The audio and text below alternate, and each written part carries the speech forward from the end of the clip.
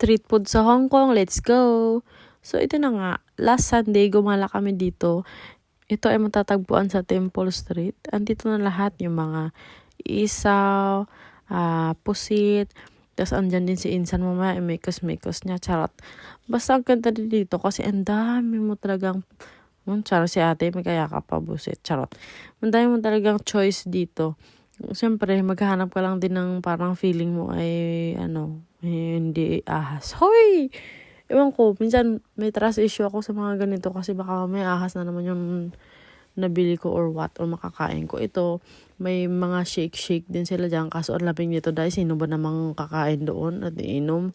Tapos ito yung nila, oyster, 30 Hong Kong dollar yun. Tapos yan yung mga lamang loob. Hindi din ako nag-try kasi hinahanap namin dito yung talagang Pinoy barbecue. Hinahanap namin yung tambayan, which is mali pala kami ng puntahan. Hoy, charot. Mali pala ng dalawa pala yung Temple Street.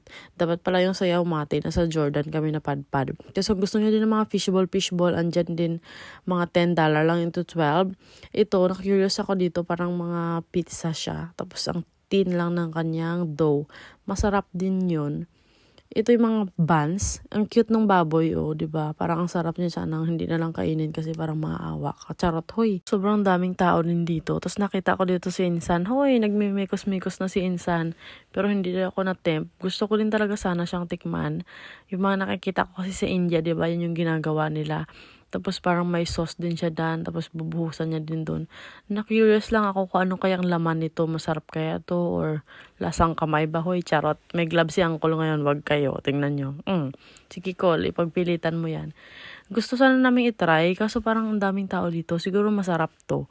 Pero siguro next time, mag-iipon muna ako ng lakas loob. Oy, sabihin nyo, itatry ko yan. Mag-comment kayo. Sabihin nyo, itatry ko. Charot. Yan na yung kanyang sauce. Parang masarap, pero hindi ko iniisip kasi parang updo din, na green. Hoy, charot lang. Hoy, ano ba yan? Sorry na. Akala ko dito ibibigay sa katlapit ko. Bibidyohan ko sana, tapos titingnan ko talaga kung parang masarap kaya to. Tatanungin ko sana siya kung masarap.